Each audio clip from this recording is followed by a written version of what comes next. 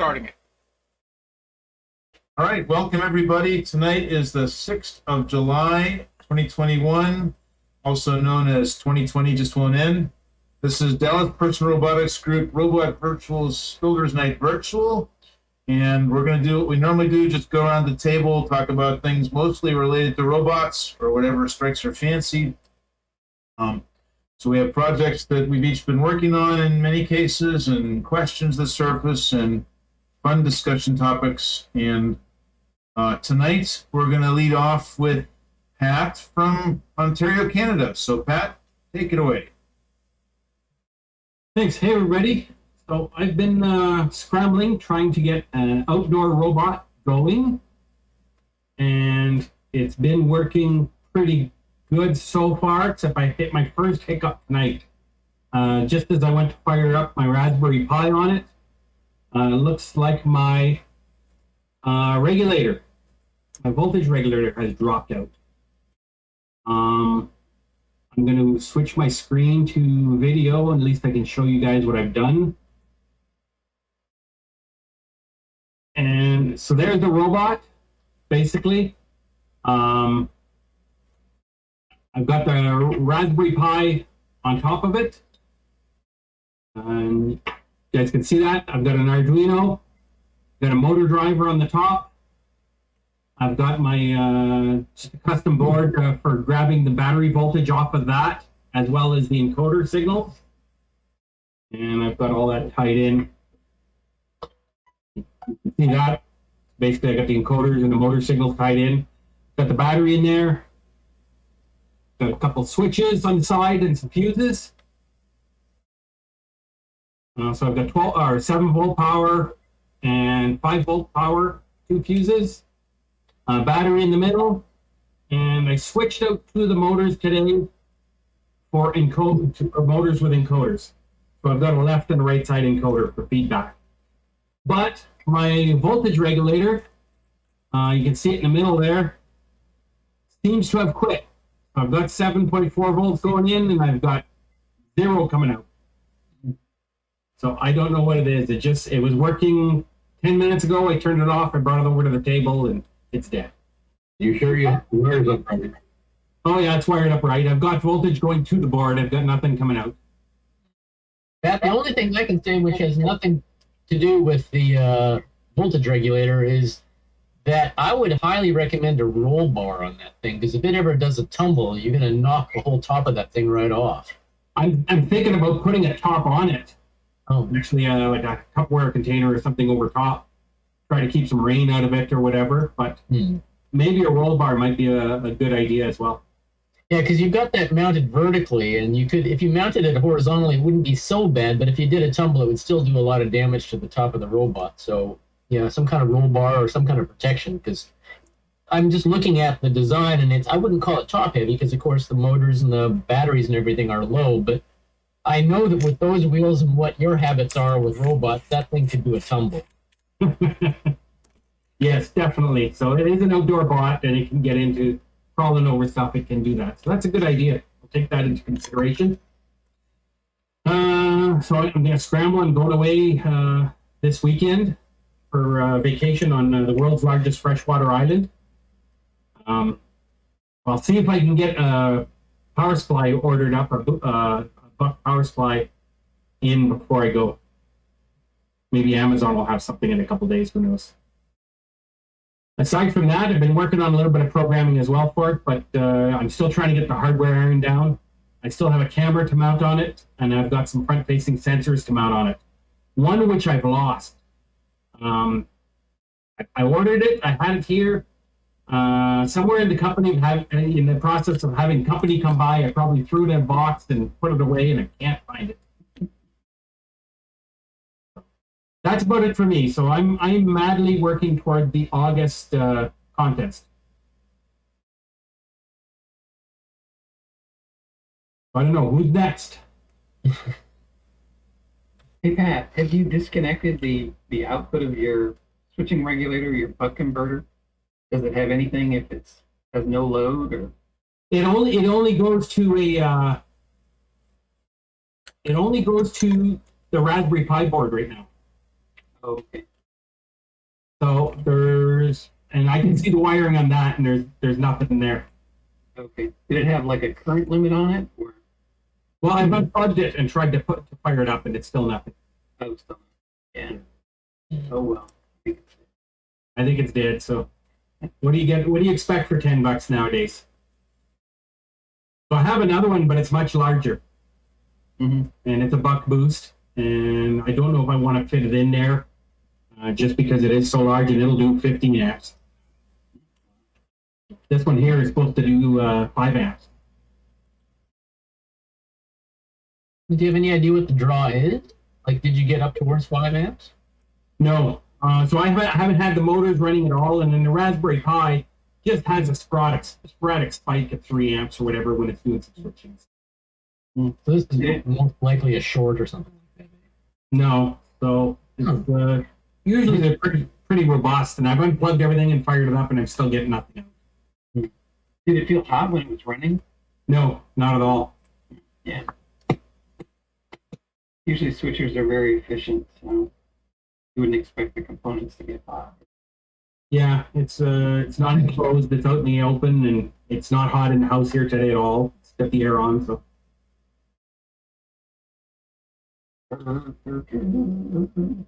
So Well, like I you get said, next if you guys want.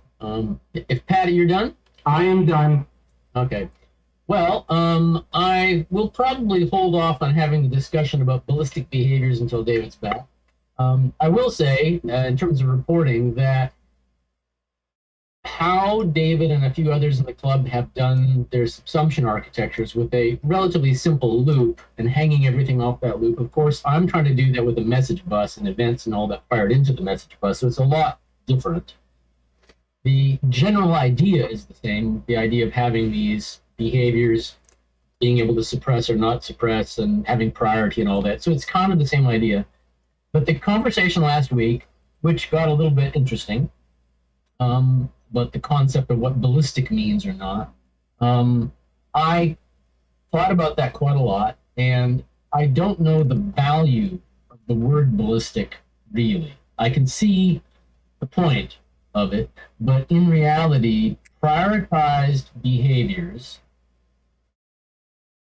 if you let another behavior override a behavior, it's no longer ballistic. But then again, there's kind of like, even in ballistic behaviors, like, backing up or whatever, if the batteries are dying, you want something to be able to interrupt that, then it's no longer ballistic. And so nothing is really ultimately ballistic if something can't override it.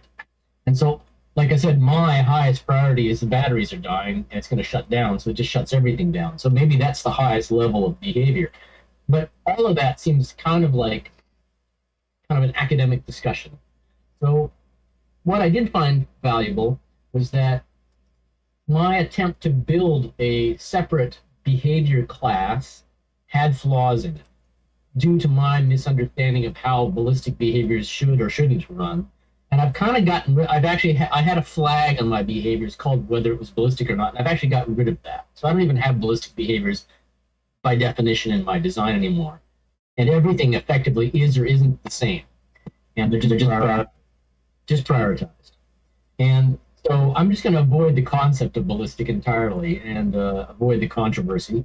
And that's kind of caused me to do another re-engineering of the design. And I've got that functional now.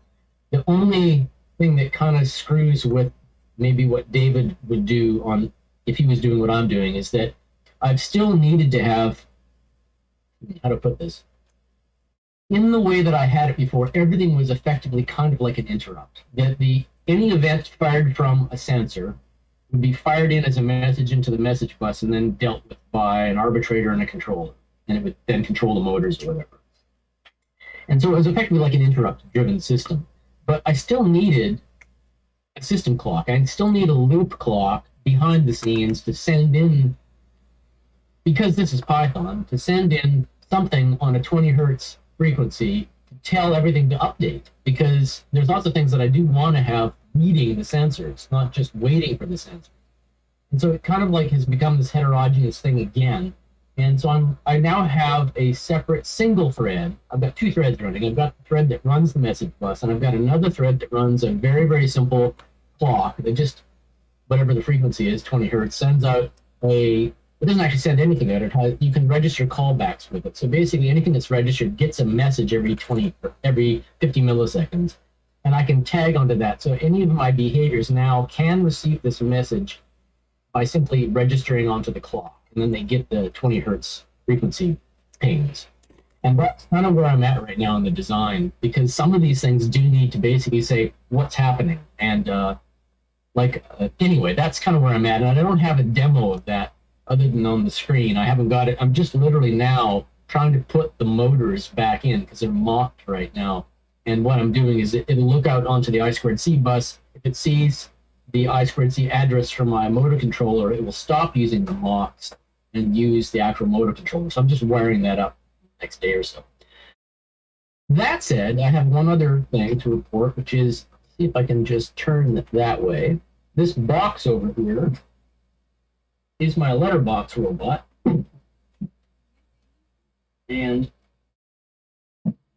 let's see, is that, yeah, I guess you can see that. This is the Raspberry Pi, and that's the power input. This is the 2.5 meter string of LEDs. And this is the PIR sensor that I'm going to mount up on the fence to notice when humans walk by. And so I've got the plywood box almost finished with the anti-door. There's letters come in here, drop onto the letter platform. There's a space for parcels.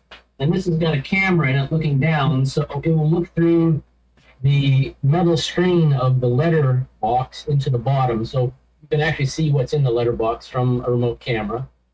And that's all working. I just need to paint the thing and install it on my fence. So my Letterbox Robot is almost finished. An observation, when you close that box, it might be dark in there. Is the camera going to be able to see? Actually, it's a very good point. What is it? The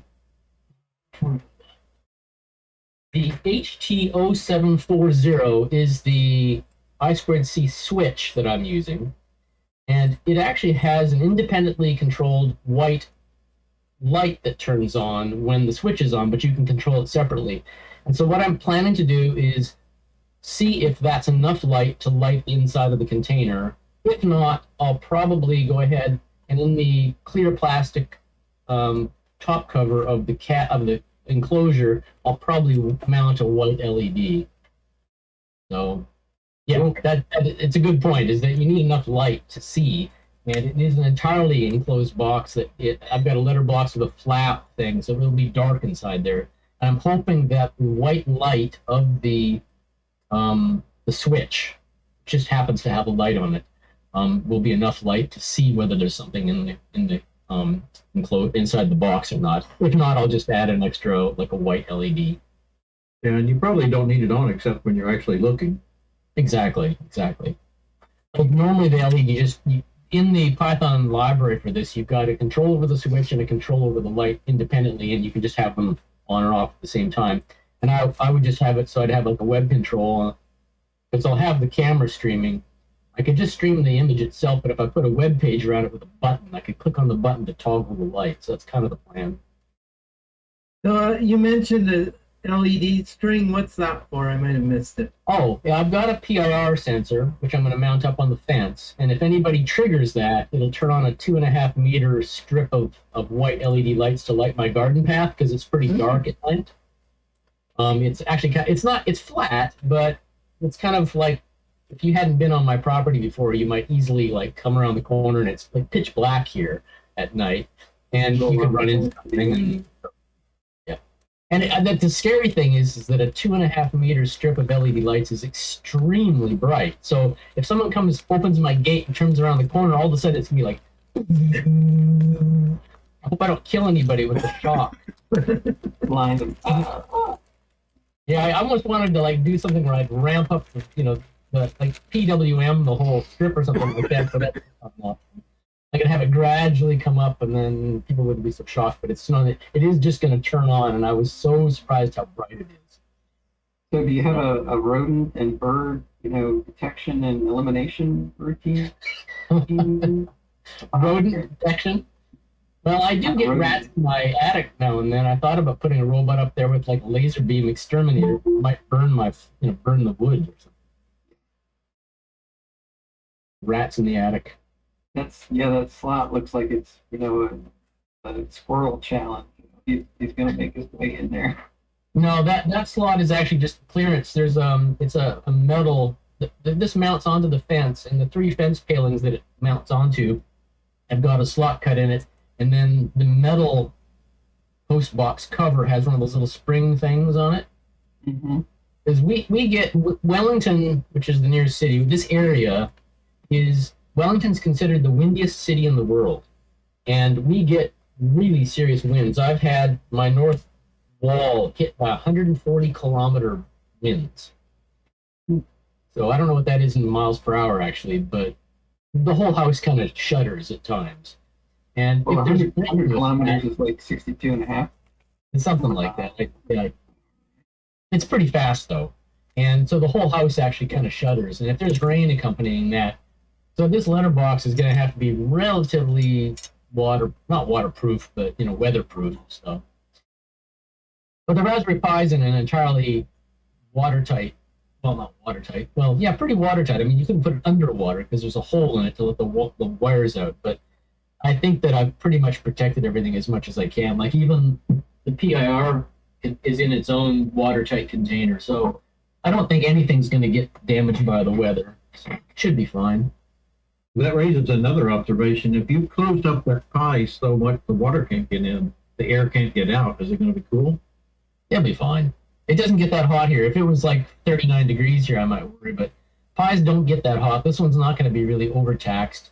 And I would think that it's just a Raspberry Pi Zero W. It's not, they only run, I think in a quiescent state, they're only running about a half an amp or something like that. But I'm not worried. This should be fine. And Raspberry Pis I didn't realize this until I started doing programming, but Raspberry Pis are by definition overclocked. They overclock the CPU, and then if they get too hot, it'll automatically dial down the CPU so it won't be overheated. And they'll actually shut down if they get too hot.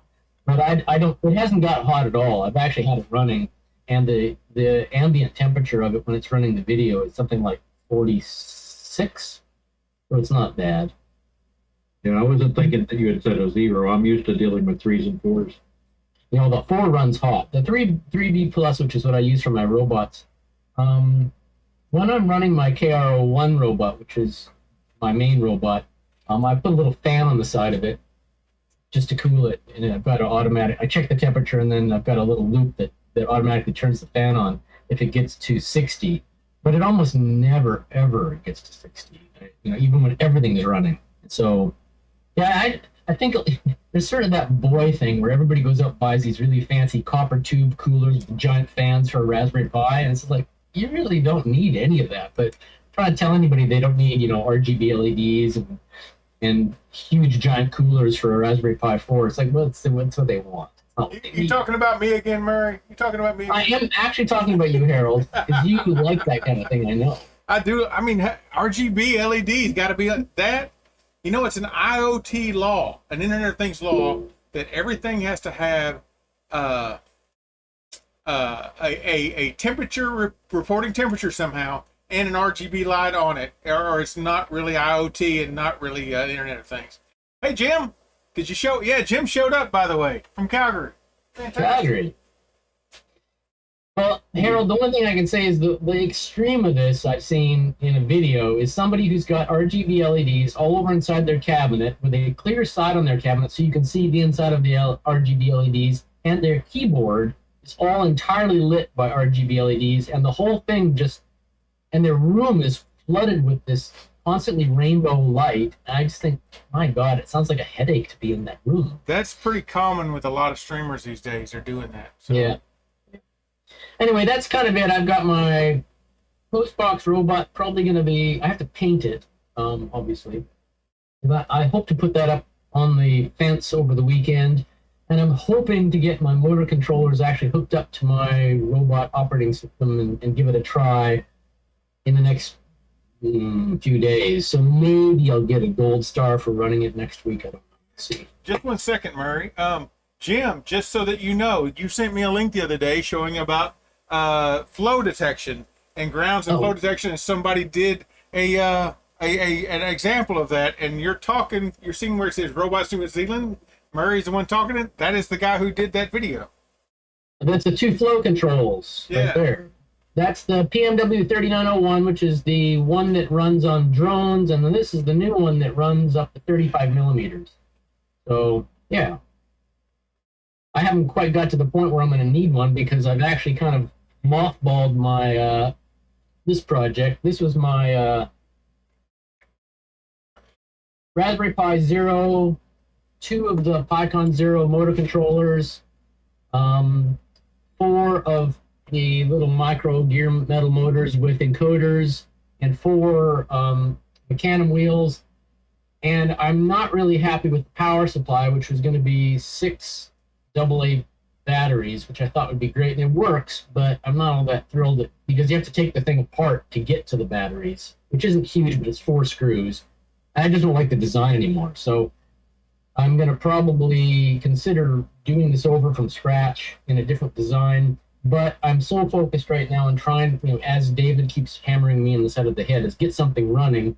I don't need this robot. I really don't. It's just another project. So I'm going to focus on trying to get the one robot that I have actually up and running and not do more side projects until I've actually got the main one running. Which I have to agree with David is good advice. You know that was recorded, right? You agreed with David? Just saying. There may be some idea that I have to disagree with David, but that is entirely false. He's my hero.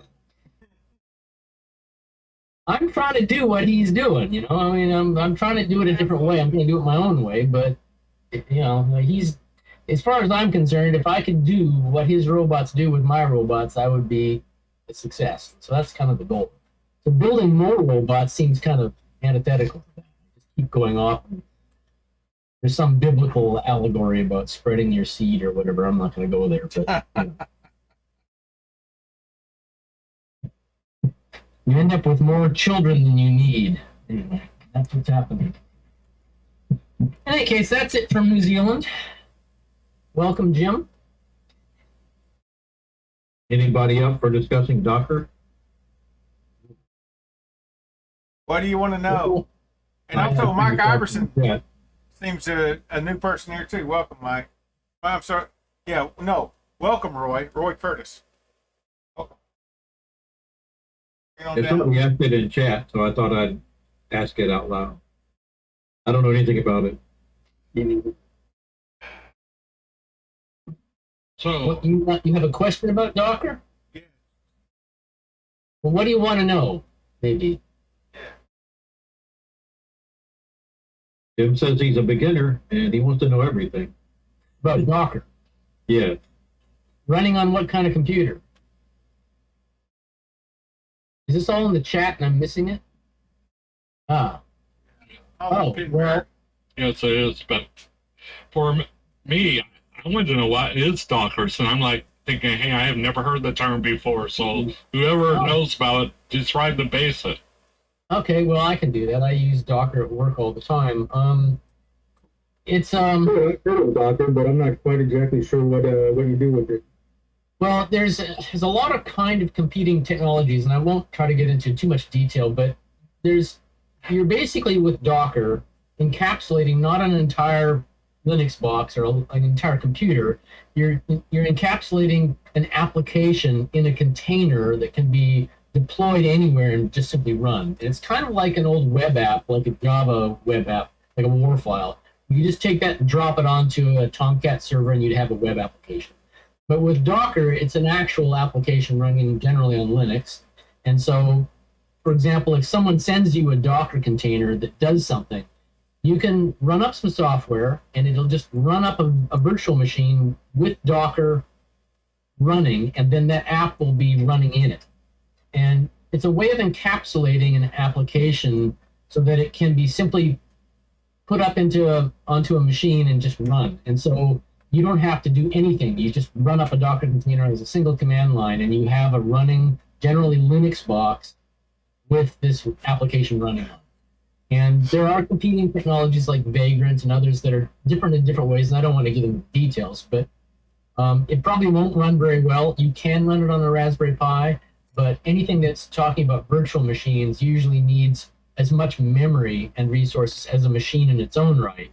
So unless you've got like a really, really, really big Raspberry Pi with a lot of memory and you can only go to 8 gigabytes, you're probably pushing the limits of why you'd want to use Docker. But on a regular workstation, like my machine at work, I've got a 10-core, 20 processor i9, Intel i9, and I run with 32 gigabytes of RAM, and I run 4 VMs with multiple Docker instances in each one because I'm building microservice architectures and they need to talk to each other. But Docker is also a really, really easy way to pop up an application quickly. And if you can, for example, there's a graph database that has it's called Neo4j, and it has a really nice UI, but it's kind of hard to install that UI. But you can also download it as a Docker container. So you just download this file and run on a single command line, and all of a sudden you've got a web server with a UI. You point into your graph database and you get a graph UI, and you can just type into it. And you don't have to do anything. You just type one command line. And so that's kind of the power of Docker. It simplifies the installation of a pre-existing app that's been containerized. That good enough as an explanation? Yeah. So let me add 2 things, just maybe to simplify it a little bit. One of the main problems Docker is trying to solve, right, the whole thing about the applications installation, just to elaborate on that a little bit. One of the problems is, okay, you're trying to run a certain application, it needs version X of this library, and version 3 of some other library, and some other library, a certain version. What you have currently installed on your Linux box may not be the right versions of those libraries, right? So it can get a little bit complicated to get an app to work on all the different Linux variants out there. And so they invented Docker. They basically put a mini Linux inside, it's called a container, and they ship you the whole thing, right? So that you don't run into the issue of, okay, now you don't have those dependencies, you don't have the right version of the library installed. So that's really the main problem it solves. The other comment I want to make about the whole VM, that the situation is very different whether you're running on Windows or on Linux. Because if you're on Windows, if your host is Windows, I mean, all the Docker containers, as far as I know, still are just Linux containers. So when you're on Windows, you gotta need a full-fledged VM to get Linux. Now, when you're on a native Linux computer, even on a tiny Pi,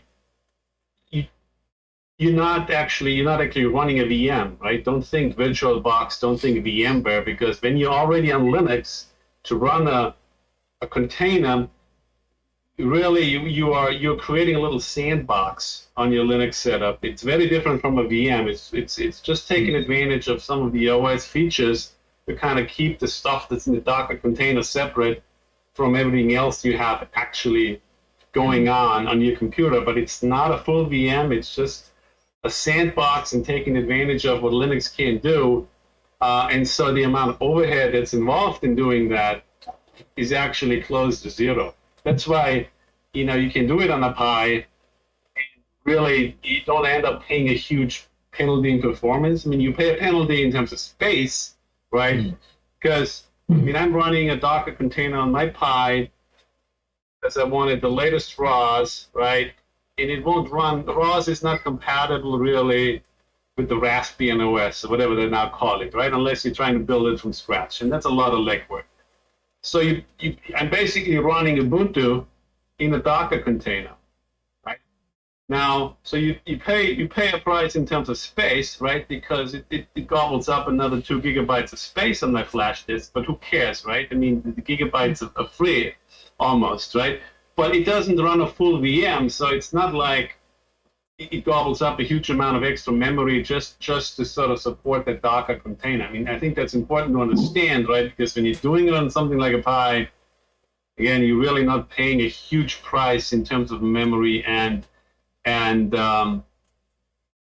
processor overhead, because you're not running another Linux kernel. The Linux kernel that you have installed is what's being used by the Docker containers that just create a lot of smoke and mirrors to make it look like those Docker containers are in sort of a VM. I'd like to call it a sandbox. And so it's quite feasible to do on a Raspberry Pi and sometimes useful, like I said. And someone else was putting that in the chat there. Yeah, I mean, in the case with ROS, on a Pi, it's a very common way to do it because ROS wants Ubuntu. Yeah, you have full Ubuntu installed on your Pi. Doing it with Docker is kind of an elegant way to do it. I can add some more. I got some more 2 cents. I agree wholeheartedly that ROS wants Ubuntu. As far as since I'm a Microsoft MVP who just got re-upped on Microsoft as an MVP as of July 1st, I can talk to a little bit about containers on Windows. There are Windows containers and Linux containers.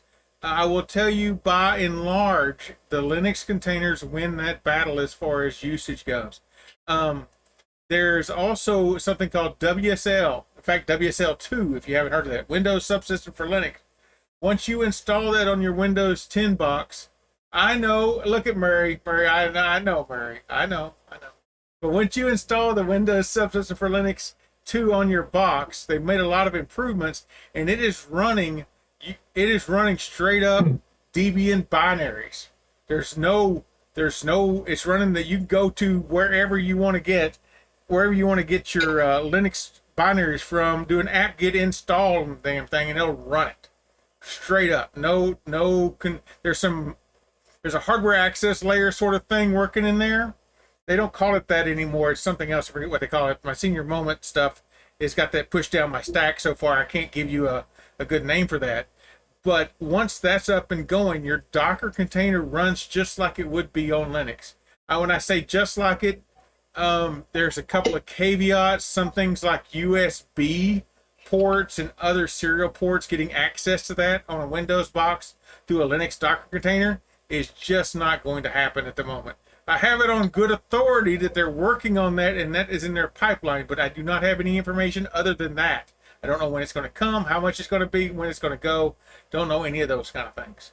So, well, Harold, I don't know if this needs to be an ongoing discussion about Windows versus Linux or anything like that, but I was forced to use WSL on Windows 10 for about 9 months because it was the only Linux I had available. And I should just say that it's not really, it is, yes, actually Linux, but it's not an OS. It's an application. No, it's not an OS. It's not an OS. You're exactly right. It's an application running on Windows 10, and it's not integrated with the file system of Windows at all. In fact, they say if you use Windows to modify the file system on the Linux app, or vice versa, you're likely to corrupt things. Don't do it. Then running Docker, you have to run Docker inside of the Docker application, the little whale application. Yes. I can't think of the name of it. And it doesn't integrate well with the Ubuntu thing, which, by the way, is only a terminal. It doesn't have any access to X or any kind of display. It's only a terminal application. Actually, that's untrue as of the last build. That's coming. DirectX Windows, in fact, they demonstrated that. A DirectX Windows application running under and if you haven't used WSL2, they made vast improvements to the file system, because I agree with you, the file system access on WSL blew monkeys. And that's just, it was not good. And so they fixed a lot of that. I was using WSL2, but I wasn't aware that they had a X support. I'm sure that they're constantly updating it, but I guess for the purposes of robotics and Docker and stuff like that, I don't think that, I have to agree with Chris that Docker running on Windows is not ideal at all. And I agree with you there too. Linux host is a lot better and doesn't cause you the same kind of headaches. So. I'll agree with you there too, Murray. Just that this whole thing that I just mentioned about the X Windows literally got released and announced to the public less than a month ago. So so it's really, really new. Any news from you, Harold? Me? Yeah, sorta. I don't have I can't show you at the moment, but I did get my my joystick wired up to my camera, my pan and tilt, and it zooms like a crazy thing. I think I mentioned that last time we met. And I did get my IMU plugged in. Imagine that. They got a ROS terminal, a ROS node already for it. I just had to find the right one that wouldn't blow up on me. And that's working. I'm planning on... I found me a ROS node for the tiny LiDAR. Of course, I was searching for tiny LiDAR, and no one makes a tiny LiDAR, but they make a VL53LOX node, which is what the tiny LiDAR is based on. And I intend to do that tomorrow evening to make sure that happens. I am pulling data off the GPS. So what's happening is on my ROS box, or on my Raspberry Pi, on my ExoMi, I am running a Docker container that is in Ubuntu that does all the great things on there, and I've had to work through how do I add nodes to that, how do I keep the nodes up to date, and how do I get it access to USB ports and I2C and all the other hardware stuff, because in a Docker container you don't necessarily get everything. However, I found this the Max and Miro, and look at me name dropping, got up there, and they when they fired the Docker up, the scripts that fired up do a dash privileged on it. And now with the thing with the dash privilege, when you actually run the container, the dash privilege says just be root everywhere, don't give any kind of thing, and you have access to everything, and so you may not want to do that. So, but in this case, I want to do that because it's a self-contained robot. I know where root's coming from. I know where all those things are. So, and that's fine. So the one of the next steps is get the GPS bits up and going.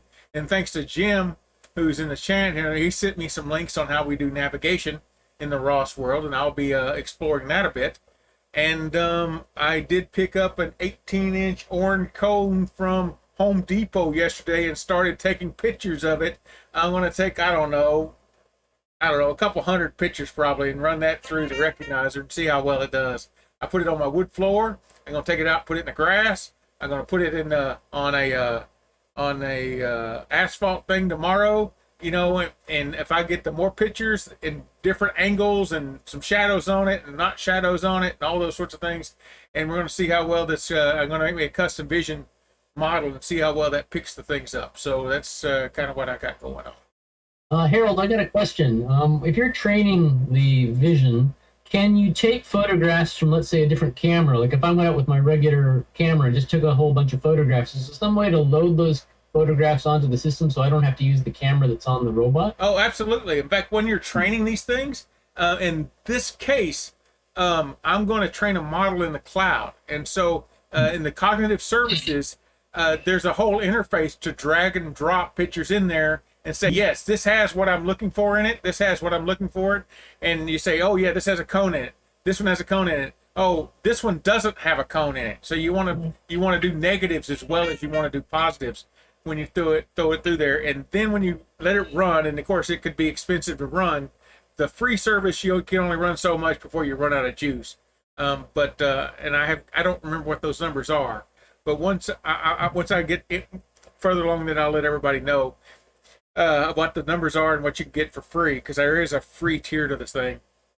And then and the more it chews on it, the better it's supposed to get. And then that gives you a web interface where you can hit it and then do some testing to make sure you're doing whatever you want to do. And I've been told, and I got to believe this, I haven't tried it, that I can then export that model into an Onyx model. And then I should be able to run that local on my Pi to do all their image recognition just for that. So I do not know how well this plan is going to work. I don't know how many different models I can have, but I know that right now there's a generic object model that I can download and run local. So maybe I can switch out models during the play and say, hey, I found all the cones. Now I'm just trying to avoid objects. Object model, get on that and let me try to avoid things. That kind of thing. I don't know if that's going to play out, but I'm certainly going to try. Well, it'll be interesting if you report back to the group your successes and failures in that regard. I will. Because there's other people who will be very interested in that. I certainly will do that. I've known in the past when I've done the workshops, taking pictures and and getting shadows and not shadows, and you know, because every time you take a picture, you get a different shadow from a different angle, probably, you know, because we don't have photo studios we're taking pictures from. That it's really good at recognizing Lego figures that we were taking pictures of and shoving them in there. But this is going to be a real world scenario with the bright sun and the whole thing going on. So we're wondering how that's going to play out. I will certainly report everything that I do and how that works to the group and that sort of deal. Yeah. Oh, look, David showed up. Hey, David. Oh, David, you missed my controversial comments. I see him being frozen. So. Oh, David's frozen. All right, I think I'll shut up and be done for a while, and so whoever's next is next. Okay. I'll speak now. I have something I can show you all that I surfed the web the other day, and I thought this was interesting, so I think you all might find it too. So let me click on the right window. So on Thingiverse, this guy actually looks like he has a couple of things of interest. The thing that caught my eye last week, though, was toward the bottom. This one. So hopefully won't lose, that spot. Because basically a 3D arm that could be used on a robot. So it looked pretty neat from what I was seeing. So, and he has a video, so let me get to the video part. Because it was a very impressive arm. So it can rotate 370 degrees, it can go in and out, and that. So it looks like it would be a very good thing for an arm.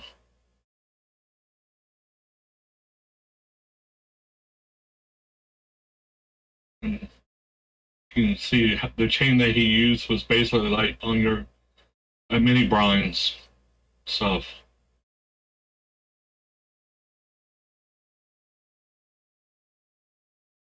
So I thought that was interesting. And he also, and I didn't realize that until tonight when I was actually pulling up the page again, he also has looks like a pretty good Chia here too. So it looks like he has a couple different designs with the needle and stuff. So this page looks, very, very interesting from a robot's viewpoint. Mini spot. So even has a tail. The chain with, kind of like you said, what you'd see on blinds or something, with beads. Did he 3D print those or buy them? When those he bought, it was like, the part. Oh, okay.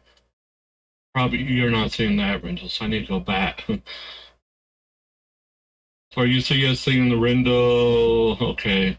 So I assume you're seeing the Rendell now, right? Yeah. Okay.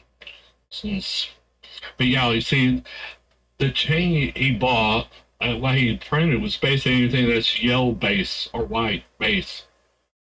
And it's just a square tube in the middle here. So did he list where you can buy that from? Well, what did he put down here? Put down the thing you print. Nope. I mean, basically, it's a separate motor down there at the end. Chain that you get for mini blinds, and then it looks like everything else you print. Oh no, he didn't list anything, or then he has the YouTube. I don't know if he might have a YouTube that's had. Oh he does list. Here we go. So use 2 Sys RS brand bearings, 25.4 square tube. Somewhere in there's a timing belt, and then the Encore. I thought it was interesting just because they had the arm ascension, that they could rotate the 360 degrees, so that would be perfect for like a robot arm.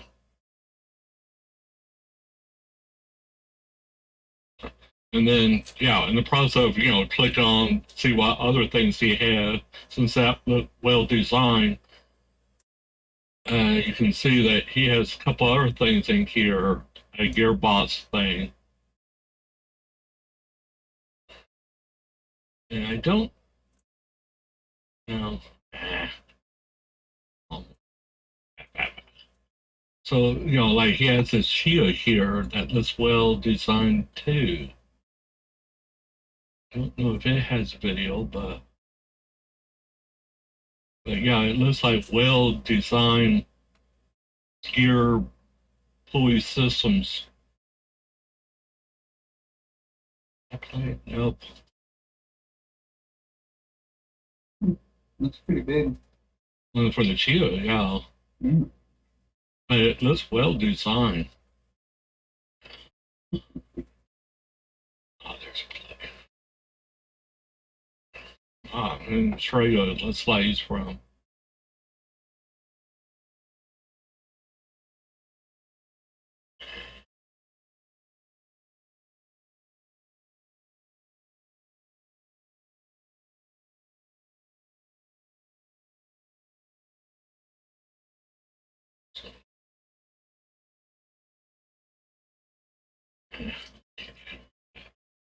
Okay, yeah, so, yeah, I would say if you're into gears or thing like that, it looks like it's well documented on lots of the things.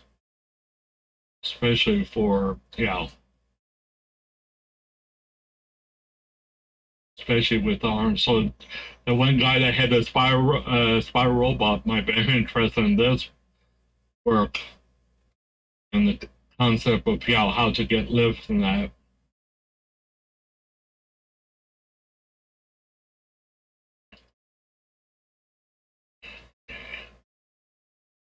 I was hoping actually you can find. No, that doesn't run.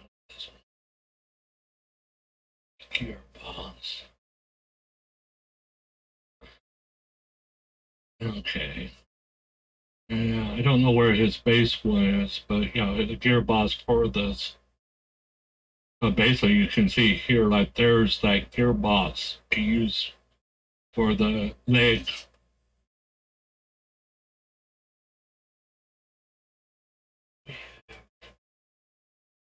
Maybe this one will actually. If this one runs.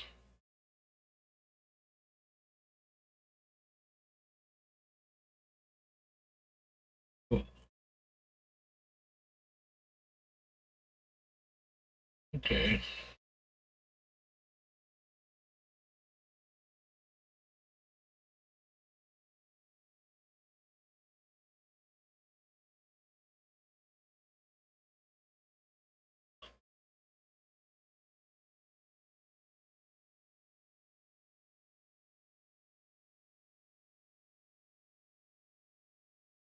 So yeah, I would definitely say, he has a couple different videos on that to look at for design of legs and lifting.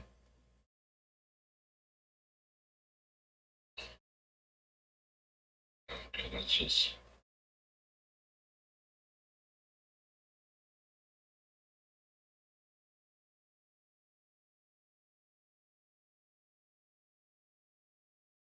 So I thought that this last race I thought was of interest, so I'm passing it along. So Yeah, that might compete with Spot in the dance off. I think it could. I mean, it looked like it did very well designed. Who is the creator of this again? That right there. Okay. Let me back out. Oompa? So yeah, Oompa. as I say, he has several out there. Some of that looks very similar to what James Bruton's been doing. Of course, he does all kinds of crazy stuff. Did that guy build his own brushless motor Make that leg work? And that's why he's Yeah. using the leg. It looks like on this one.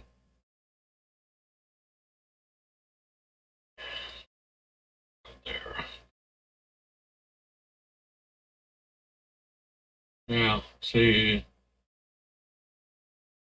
Let's see. What does it say? What did he use?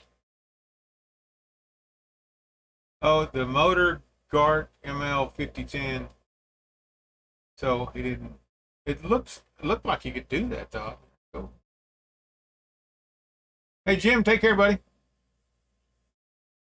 So yeah, as I said, that was the one thing that caught my eye last read. So I might want to look more closely, especially a couple of the designs and the gears on that.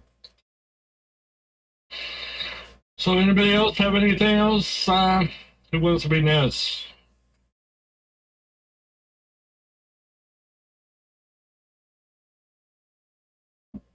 Anybody else? I was working on putting an alternator on one of my robot platforms, and it produced some current, not nearly what I expected. I don't think pretty much used the pulley that was on it, and alternators need to spin at least around 4,000 RPMs to, produce any amount of current. And so I used the pulley that I had. It was too small, didn't spin the alternator fast enough, and only produced kind of like less than an amp of current at 24 volts.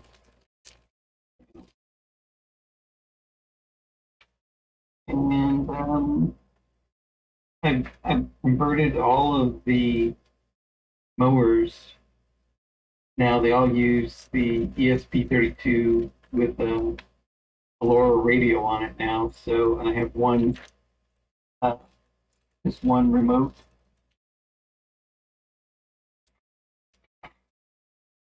I finally got stuck in a box with a switch and an antenna on it.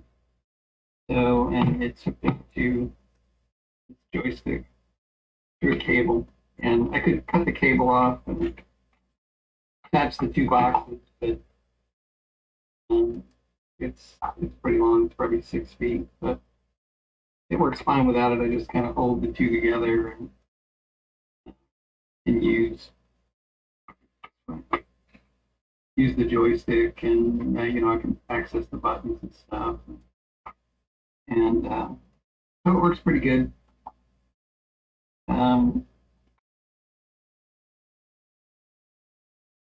It's just boxed for one mower, the control box. Haven't put it on yet.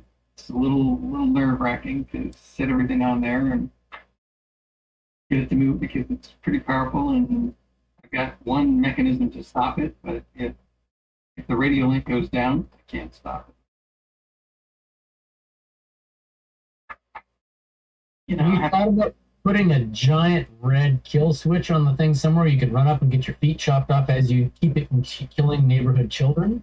I do have one. I haven't put it on there yet. It actually goes pretty fast, and if it's I could probably run up to it and catch it, but if it's coming towards you, and hopefully I get out of its way. Sounds scary. Sounds like you need to go the opposite way and make a keep alive signal. Yeah. How about if it gets Yeah, kind of. Yeah, it automatically stops moving if it doesn't have a radio signal. Right. Yeah, I could do that. Yeah, Real fast. switch? Say that again. You get powered on your switch and it makes everything stop. Yeah. That's the way the XMI works. It's got a watchdog timer, so if it hadn't received any input or whatever after a certain amount of time, it just stops for a second.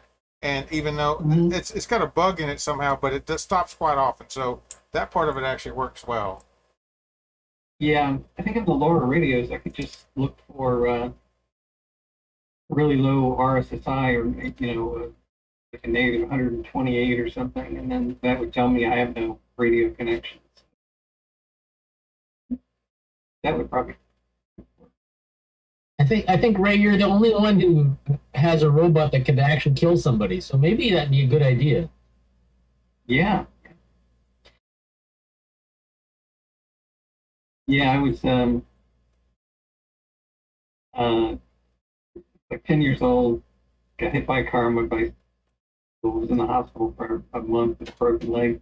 Kid in the bed next to me just slipped when he was mowing with a push mower, cut his toes off on one of his feet.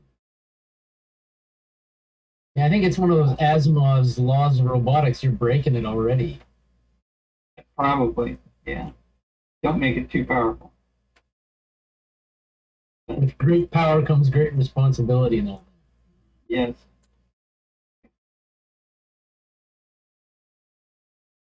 So, Jack, Anyway, what have you been up to? 7 photons. I think that's Jack. Or is Oh, it not? It's not? Okay. Looks like Jack. That's why I was thinking Jack, but okay. Okay, well, Jack, yes. 7 protons. Hi. So who are you? Have you done anything? Yeah. 7 photons. No mic. Yeah, we can't hear you, Jack.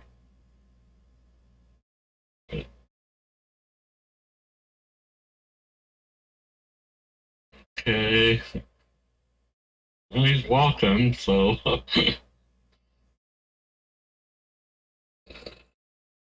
Okay. All of a sudden, out of nowhere, a lawnmower comes and takes him out. I hear some, but it's like. Apparently his mic has run off his static electricity and he's walking around to build up a charge. Well, there you go. You know, the Lawnmower Man, I really wanted that movie to be really good. And I really want to watch it again. But it's a terrible movie. But I still want to watch it again. Okay, I guess he said something about he'll be back in a second or two. Okay. So in the meantime, anybody else has anything? Doug, do you show anything? Or you have anything? I did not show anything. I was out running around South Dakota all week.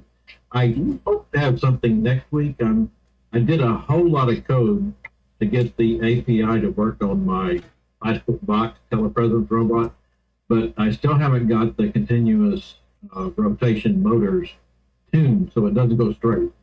And I'll solve that problem, I hope, this week, and then everything else will hopefully fall into place. Yeah. Okay. Incidentally, I saw an article, and I can't pull it up tonight real easily. So next week I will show that.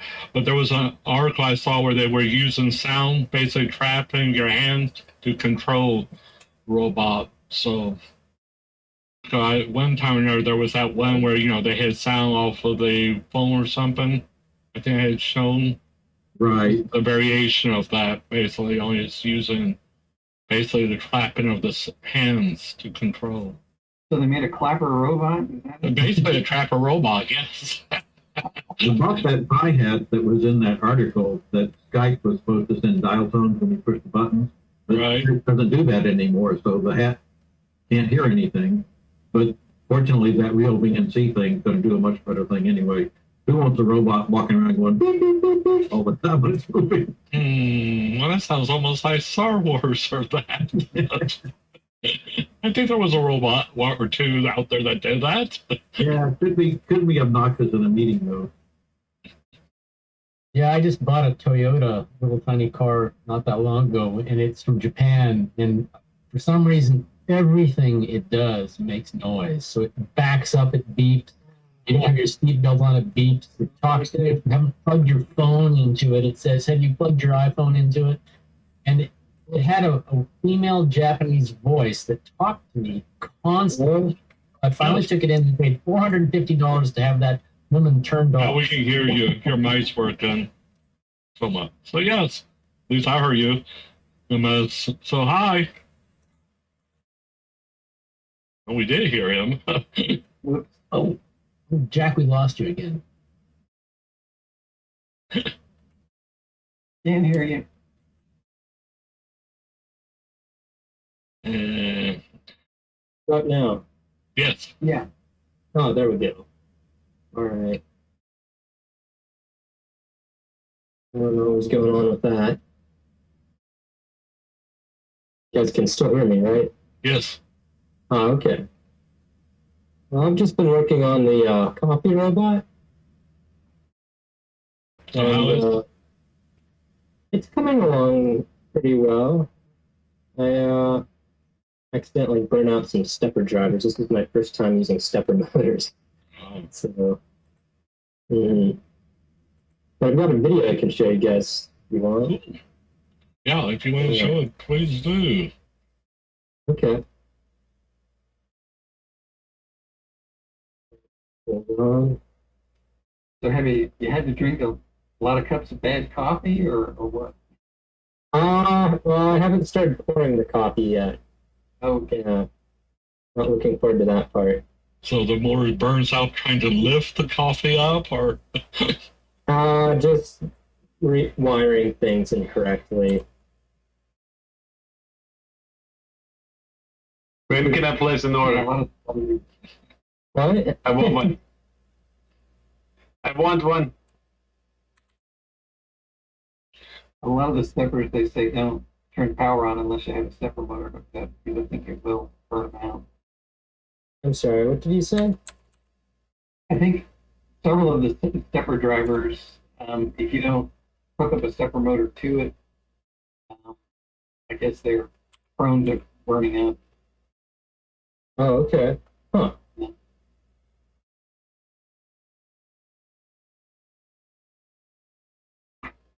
Anyway, you can show us the video?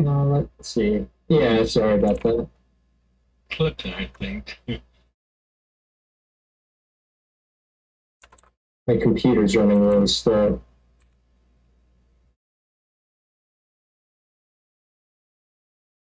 Oh.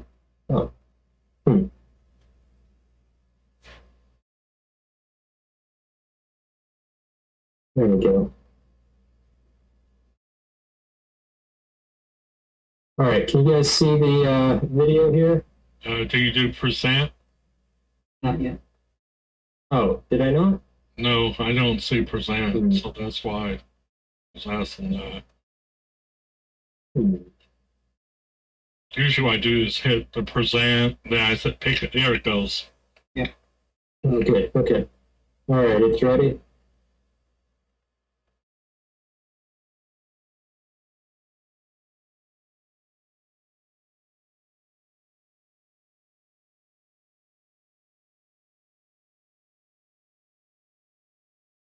Can you guys see it? Yep. Mm-hmm. So the arm goes up, pushes the cup, I guess, up, or It actually pulls it down. down. Okay. Yeah, this is just the cup dispensing part.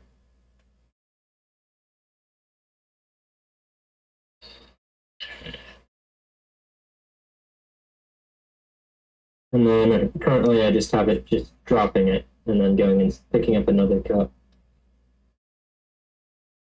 So how are the cups all kept up there? Do you have like, a tab? I guess you have a little like tab finger thing to. I've got this little, I printed out.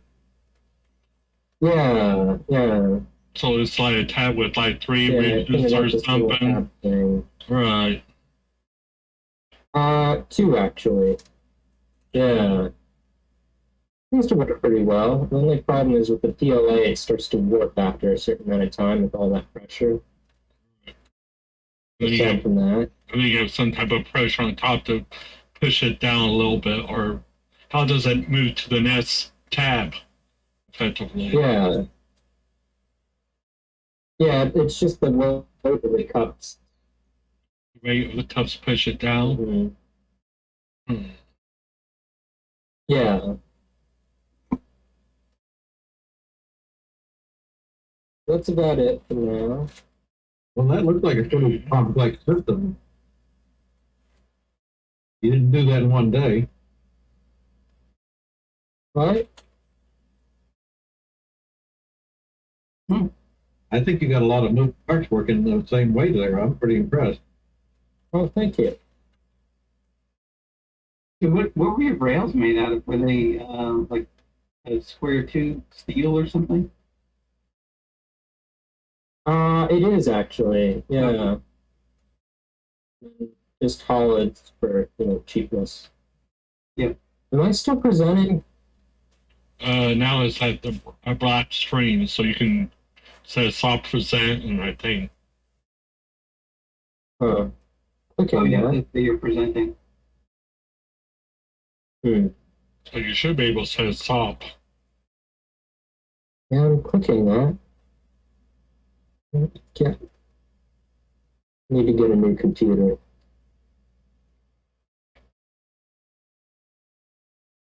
Oh dear.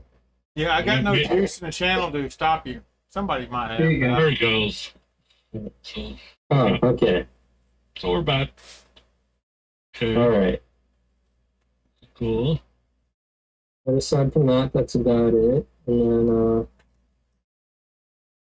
Carl got me this really cool summer job that I've been doing. So that's been Oops. Gaze. Drop. Yeah, the computer's definitely. Okay. Well, Guess you had to get back to work at that same event. yeah, I guess. But oh well, we'll have to ask Carl. Yeah. Unless it comes, yeah, unless the computer reboots.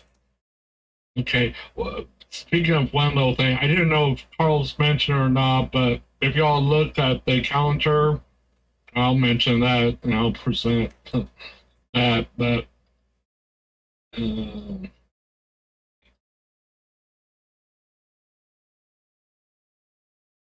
gonna talk about Seattle? yeah, I was going to mention that because I don't think he did. So, regard to that, so if y'all on Saturday you can go there, and it's on our page about it. So, at 2 p.m. Central Dallas time. So looks like Carl's going to present, or he's one of the presenters on Hoverson. So yeah, that seemingly they're going to do it every 15 minutes. So they'll, I suspect, we'll see if they do it every 15 minutes by clockwork. But these are the topics that they're going to be talking about. So yeah, pass me the butter. Almost like pass the coffee, but.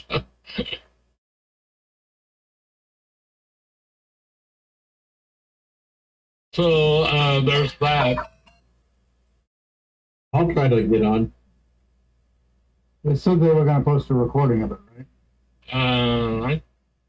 I'm assuming Carl will record it. Yeah, I guess. I don't know. It's a good question. Really. no. I asked that question of Donna, and she indicated that they are going to record it, post it. I don't know if it was on YouTube but they will be posted. She said. Okay.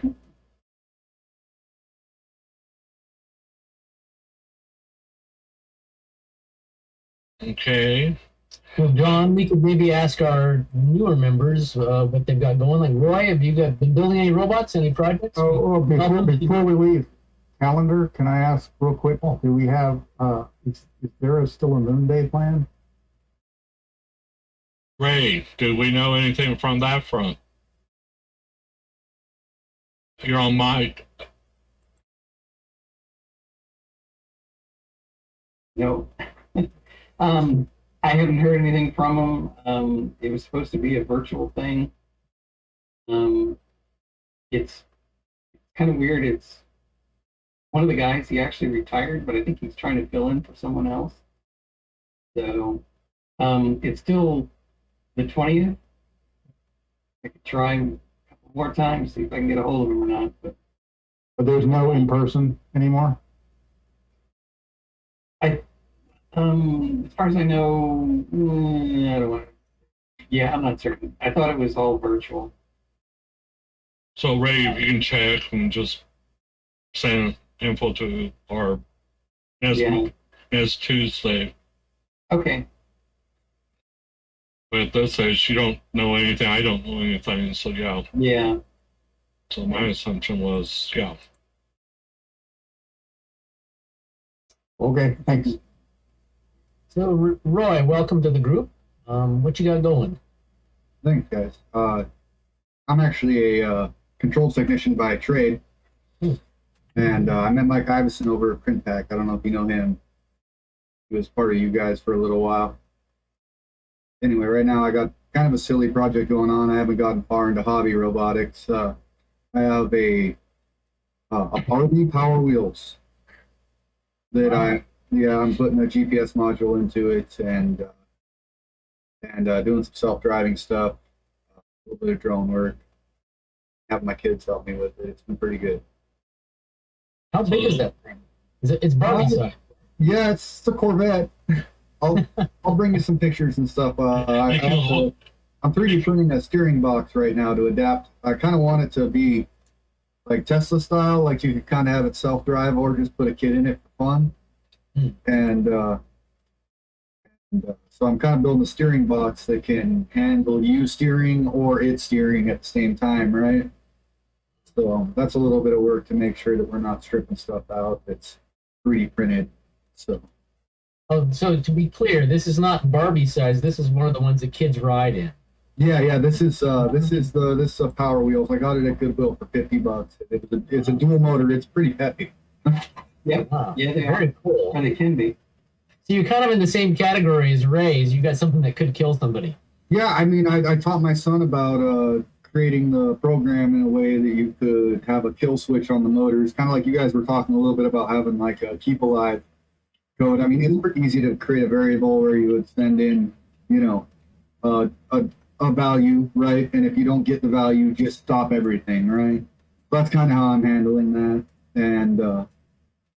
And I got it run off of Bluetooth, just an HM10 to my phone on a very basic Arduino app, right? Where I can send a character over the Bluetooth and do controls. I'm doing a speed increase and decrease, forward and reverse, and then a master kill and a master stop. And I also programmed into each loop so that it has, if you start it, it's not going to start at 100%. It starts at 0, right? So if you turn it on, it's not just going to take off and stuff like that.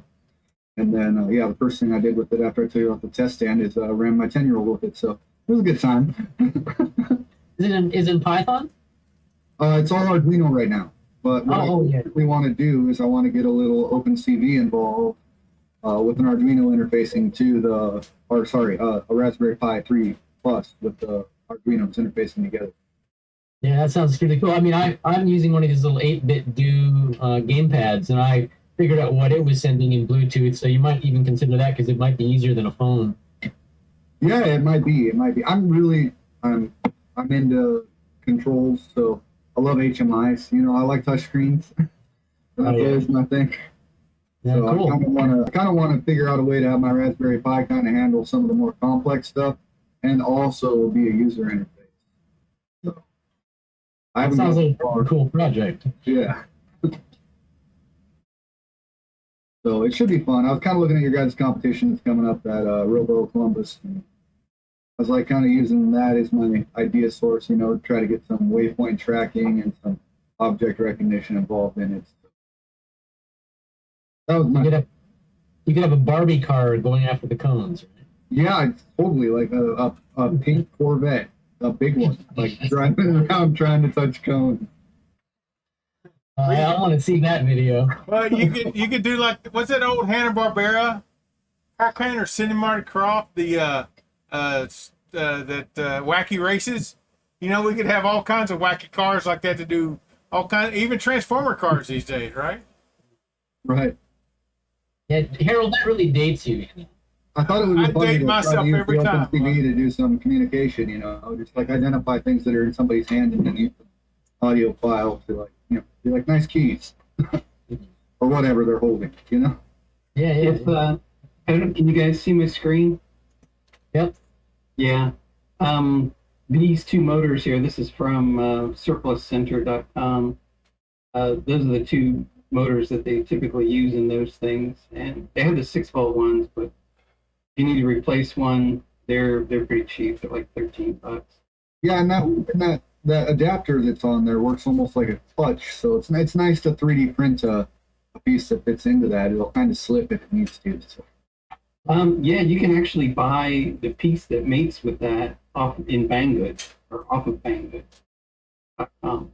They actually sell that piece, so you don't. It's like injected molding. It'd be a lot tougher than a 3D printed piece. But And a pair of those can drive kids around, eh? They're pretty powerful. They're pretty good. They're pretty good. When I first was just touching my 12-volt battery that I got for those motor leads, it was kind of scaring my kids. We had some sparks and stuff. It was fun. oh yeah, Sparks. Yes, sparks. Fire! Fire! Oh, never mind. Sorry. yeah. I used it on two of those on a like a 22-inch push mower, and it had enough torque to actually get it up pretty good slope. The issue, at least I found, is the old lawnmower wheels that I was using, the tire was slipping on the rim, and then sometimes they'll just just spin the tire as well, just or lose traction. That's an interesting problem. Actually, looking forward to looking at is I'm running a regular old Power Wheel, so it's got plastic tires, of course. Yeah. And so it burns out every time it goes. So I'm looking pretty far into just GPS tracking to try to get my distance and everything. It's going to kind of have to have some compliance in its distance of travel and rely on some GPS. I think once it's going. Yeah. Yeah. SparkFun sells a GPS RTK system. I think one of them is good for like 2 centimeters, and the more accurate one is actually good for 1 centimeter. I was eyeballing those. I'm still in that, $10. What is it? GPO8. I can't remember. But oh yeah, yeah. It's like $300. Yeah, they're you can get a couple of them for about $10. Oh yeah. But you know what? It printed Latin law into my crystal LCD, so that'll do for now. I can get within a couple meters. Mm-hmm.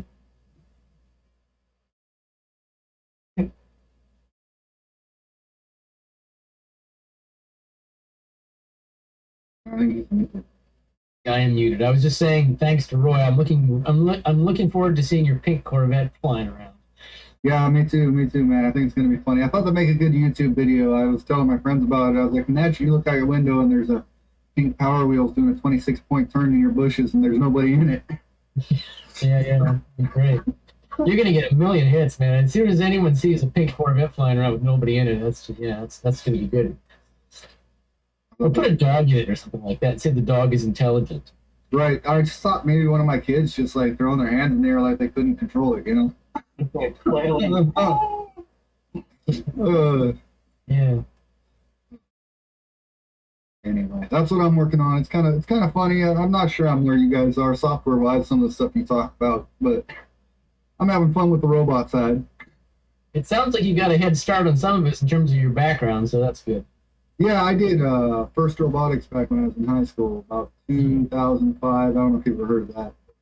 Mm-hmm. That's how I got involved and made a career out of it. So it's been good to me. Cool. When you come up to any roadblocks, just sign on Tuesday and ask a question. Yeah, I will do. I'll come on. Yeah, and Roy, you guys have your what's the thing you guys chat on? Sorry. on Discord? Yeah, that's the one. Are you on that yet? I have Discord, but I'm not on your guys' Discord. Well, I'm the one who started that personal robotics channel, so I'll tell you what, I'm trying to think how we can get in touch with each other, but I'll go ahead and post into an invite into the chat here. I'll do that now then. Because you have to send a URL and they only last for a while. So I'll post it into the chat here and you can just click on that link and it'll load you up. That sounds good. I have it on.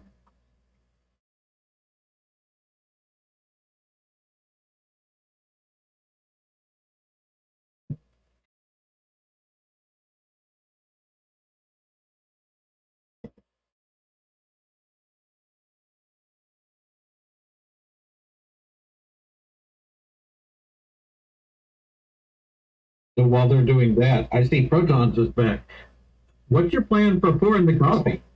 So I'm actually going to get just a normal coffee machine, and that will do like most of the heavy part for the frothing and the coffee itself, and then I'm just gonna hack into it and have it pour the coffee into the cup. Gonna grab the thing and go. Well, I'll have the coffee machine sitting on top, and then I'll just move the cup over underneath it, and then it'll pour. Yeah. And then, so that way it cuts out a lot of the frothing and a lot of the hard work. So are you doing this for a contest or for the heck of it? For the nick of it. Yeah. Cool. Mm-hmm. So the coffee maker, I assume, does only one cup at a time? Yeah. Yeah. One of those type of coffee makers. Mm-hmm. Yeah. Hey, I've got a question. Do you guys know when we'll be meeting in person again? We said Thing. We haven't really discussed it, but Oh, okay. only problem right now is that there's somebody that seemingly is doing wood carving on Tuesday night. So that's the only problem, that but he's only scheduled like a month out ahead, so there might be that. Not until we issue. have, not until there's a working telepresence robot that was gonna. Yes. So the pressure on for. Yes. I'm getting close. I'm getting close. Oh, okay. Yeah, I guess it's probably going to be a while before we meet with Murray in person. I don't have any plans to come to Texas next week or anything. No, I didn't think so. But we need to add a VR feature to the telepresence. So let's add it to the list. Virtual reality. It's got to support that. I'm making one of those camera robots that can drive around with his face on the screen. It'll be like I want an immersive experience. I paid my club fees. I want the full experience. That sounded like a volunteer to me.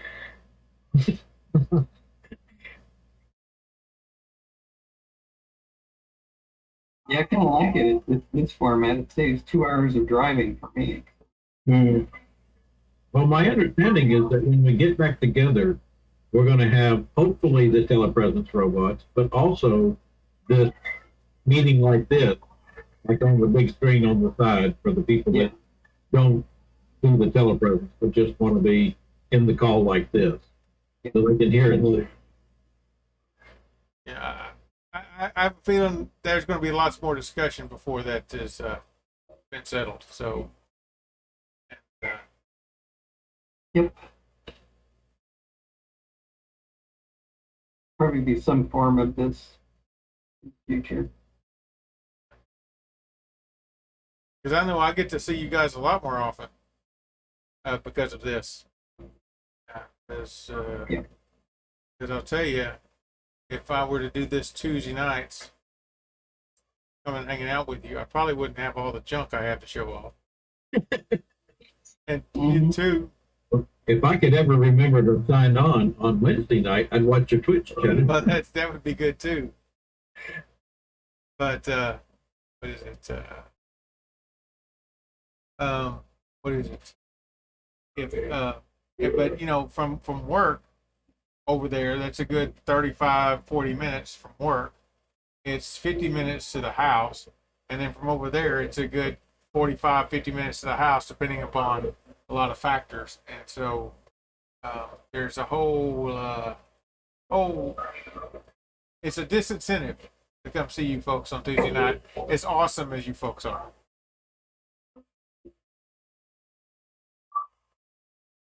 Yeah, one night I went on autopilot, and I was supposed to get off at the 75 121. I actually got off at the Dallas North Toll Road. Before I realized it, it's like, oh God, I should turn. This was about 11:30 at night, so I guess I was a little tired.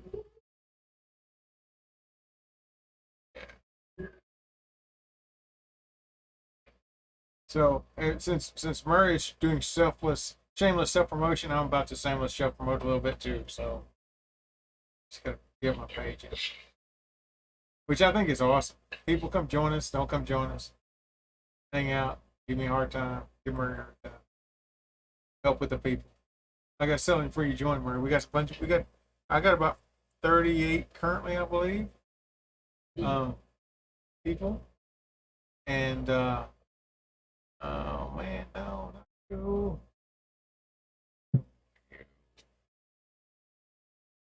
But I'll post something up It's a in shame I can't monetize any of this, but oh well. Yeah.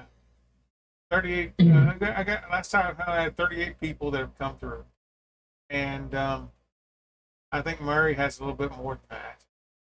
I haven't reached 100 yet. Yeah. Okay. And what's been really cool is I go in and have all kinds. They have all kinds of conversations, and I'm not even involved. And people come and ask for help, and there's folks helping them, and there's all kinds of stuff. I find that really energizing. That folks are willing to help and stuff. They just need to be able to be someplace where people need help and they want to come help. You know.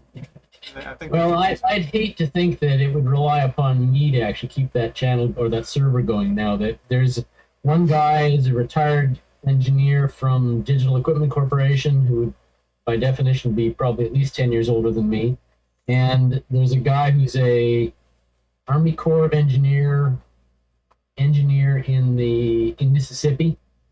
We've got one guy in Tasmania. I mean, we've got a lot of people who are building robots all over the place with quite a varied. We've got this young guy who claims to be Ukrainian, but he's got electrical outlets that look like American electrical outlets. So I'm not sure. He's somewhere in the U.S. He's building a walking robot that has four walking legs that have servos, 20-kilogram servos in the knees and things.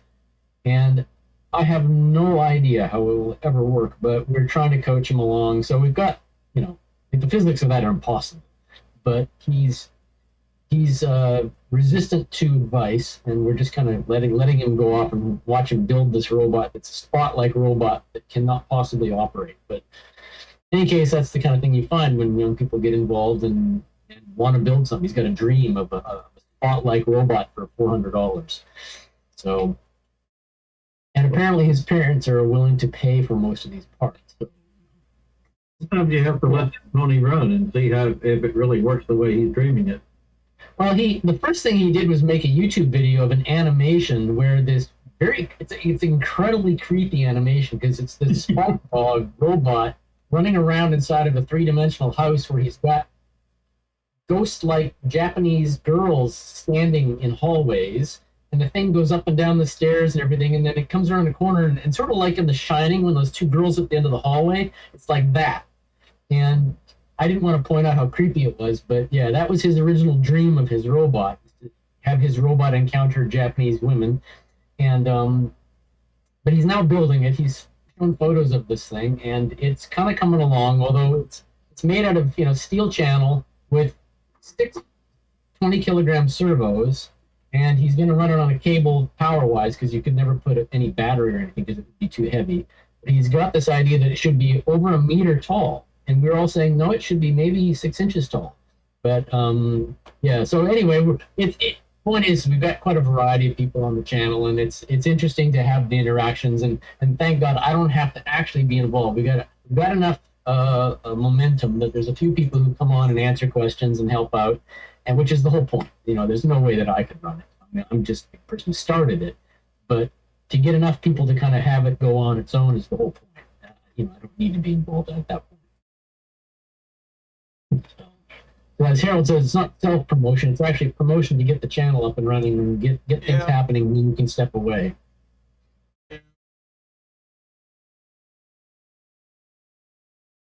Enough said anyway.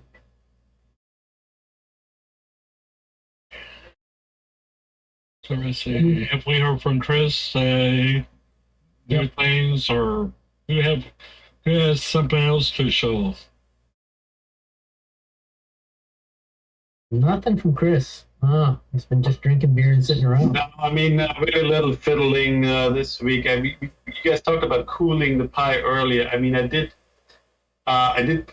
First time I actually now have cooling fans for my pie, which is in the Romy, where there's very little airflow because of the way the boards are stacked. And so I was finding my Pi 4 was running at 60 Celsius, just idling. And so with the heavy load, it would throttle, even though I have a heat sink on it. But again, there's no airflow happening at all the way this is all laid out. So I added 2 small fans. They're very, very low power, very almost underpowered fans, but I couldn't put a bigger one. So I put 2 small ones side by side. And so that's dropping it down. It's dropping it down more than 15 Celsius, basically. So it makes a huge difference just to get a little bit of airflow going. And again, in my case, it will throttle if I have an actual load going on because of the lack of airflow. So it makes a difference. Yeah, Chris, I've got these little cheap $4 fans, and I found you just even having one blowing even near a Pi will drop it by 10 or 15 degrees. It doesn't take. Yeah, I couldn't put it on the Pi because everything is so tightly packed in my chassis, and so I'm actually, this is the Pi. I'm kind of blowing air sort of horizontally. That's the only way I can do it. I can't. Yeah. So exactly, sort of that's what I'm doing too, and it's good enough, and I can't hear them, and so it's all good. That's all. Not much happening. Cool, thank you. Kareem, are you doing anything in robotics, or is it just summertime and you're drinking beer? Yeah, but I don't have anything queued up. Right now I'm working on a hybrid wheel, a WEG sort of thing for an interior stair climbing robot, but it's an extremely experimental stage, and that's not ready to ship. What is a WEG?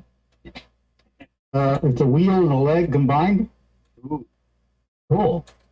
It's an old concept in robotics. Mine looks much more like a wheel because it's got a ton of legs on it, or a ton of legs, if you like. Maybe I can just. We have to see a wig now. Can I? So the leg to give it more height then, or to be able to step over it? So there's the boat world. There's the there's one of them. Right. Cool. The one. Don't have a. Let me see if I've got one of the ones that has the treads on it. So that's made out of 3D printed carbon fiber infused nylon. And here is one that has the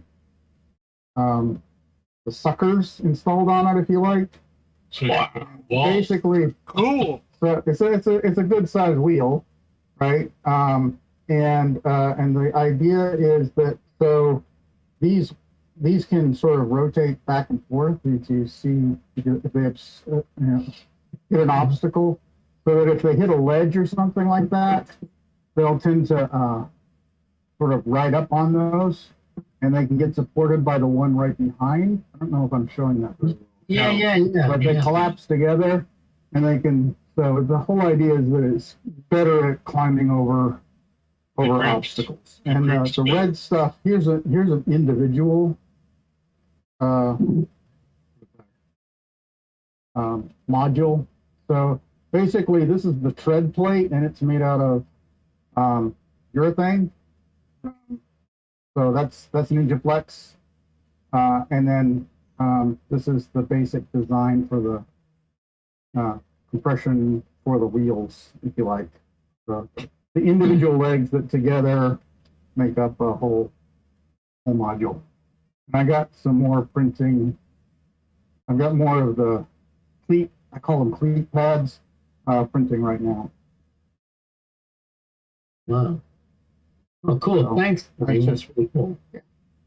So I expect it to fail. There's all sorts of problems I'm having with it. One of the things is the interlayer adhesion on this stuff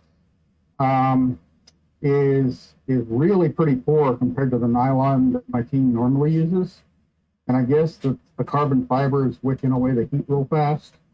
And so if I don't, I'm printing these at the maximum temperature, 295 Celsius that my printer can do. And it's pretty easy to split them. You can see right here, I don't know if I can show that, but there's a split one right there. Oh yeah. Can you see that? Yeah. Yeah. Yeah, I'm just riveting them on. And the rivets sort of tend to hold it in place, but it's not what I would call a durable solution. So I'm still trying to find out how to be successful with this particular nylon, but may have to go back to regular nylon. The good thing about this stuff is it's really, really stiff. It is so much stiffer than normal nylon. And yet it's still got a lot of the compliance of nylon. As long as you're doing it yourself, why don't you put holes in it for the rivets? I do. Oh, there are holes. Actually, I was going to suggest not using rivets. What, since you've got plastic on plastic, what if you just used actually like a good quality epoxy? Well, an epoxy is they're very. I don't know of any good epoxies that are also good at compliance.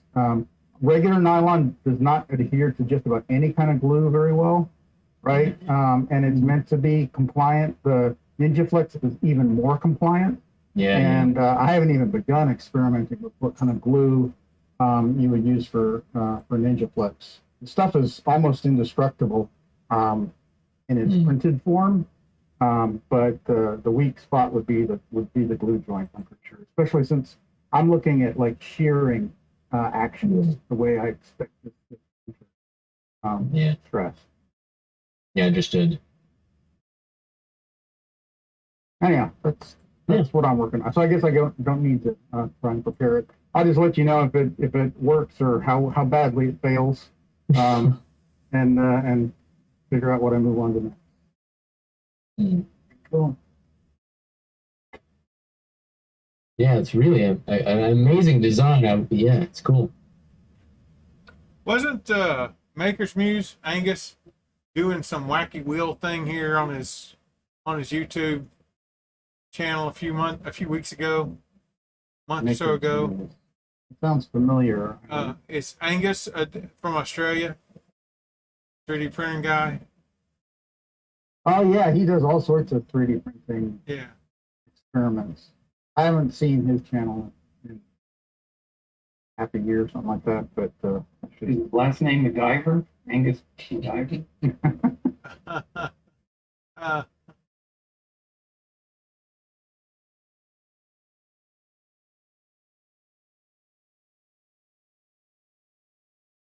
So who's next? I had a random question for you guys. Who all's planning on attending like that Robo Columbus? Everybody's being cagey about that. I'm not. I'm planning on trying. If I get the first cone, I'll be happy. Oh, Attending it or having a vote on it? I have a question. Where is it? Where's it going to be? Because if I'm going to get the GPS system up and running, I got to find a reference station nearby. I thought it was at Steve's house, didn't it? Which is approximately where. I don't need an address. Has that been shared? Was that like in the rules or something? And I just missed it? So Kareem, are you doing like RTK type stuff with your GPS? Yeah. Okay, I heard everybody mention that in the meetups. I'm like, I guess that's pretty important. So I didn't really know what it meant. So since I've gotten my GPS receiving stuff, I haven't taken it outside to see how long it takes for it to acquire all the signals and stuff. I'm just reading the UART, making sure I can see data coming off of it. And they mentioned the RTK thing in there about doing that. And I'm like, oh, that's what those guys are talking about. Cool. Yeah, for RTK, you need a fixed base station that has a really good, solid reference in it, and that's providing correctional data that you get over some other network usually. And there would just have to be one accessible at the near, sort of within like 10 kilometers preferentially. 10 kilometers, that seems like a pretty good way. It's a pretty good distance. Because isn't it? Yeah, with but the there RTK aren't that many, at least publicly accessible I got ones you. available. In, correct me if I'm wrong. When I'm reading the RTK stuff, you get that spooled up. We're talking here centimeters of Yes. accuracy. yeah, I've been able to get that 2 centimeter range. Oh, that's fantastic. Or let's put it this way: I have no better way to compare it, if you like. But Reem, I thought you had a unit that you could use as a base station. I also have that. I don't know that I have the time to do a setup on all of that, get it appropriately fixed. That's my primary concern. I mean, one of the things I might consider doing is you have the remote location option. So I could do one from my house. It's got enough space to do this as well. And that way I know I can get a reference station set up in time.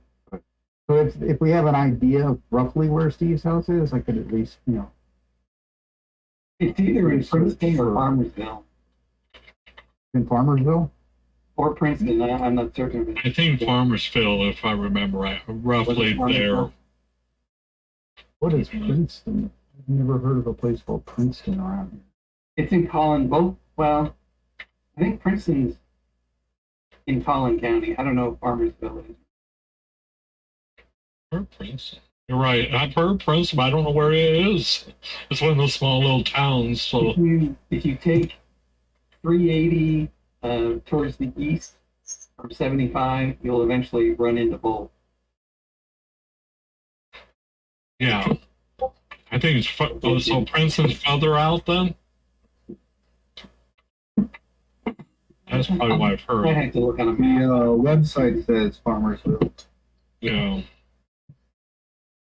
I think Farmersville. Yeah. You're right. Going up to Kayak, that's what I've heard. I'm thinking it's the one city further out, the next city over from there. Yeah, I It's been a think while. Princeton is closer to McKinney than. Don't quote me on that. Okay. We'll have to look at the map. Yeah. I don't remember. It looks like Princeton is halfway between McKinney and Farmers Mill. Yeah. Okay. The last time I was up there, it seemed like they almost all blur into one. These little towns was like. Yeah. Ian, do you have anything to report? 2 roads or 1 road and 1 rail line. I was going to ask if Ian has anything to report. No, I don't really. I've been just kind of busy at work and haven't done much of anything. I did try and get on the mailing list on the website a few weeks ago, but I haven't gotten any emails. I'm not sure there's been any, actually. It's been quite quiet, hasn't it? Oh, okay. Oh, So, no, there was, I did something wrong. Just nobody's talking. no, actually, there was something sent out yesterday. Carl sent out, or somebody, no, Doug sent out something about remote Robo Columbus. So there was a message yesterday, so it's not been entirely quiet. David had a couple as well. It's all right. Well, there has been a little bit of message traffic. I have to ask Doug about that. He can do something. Great.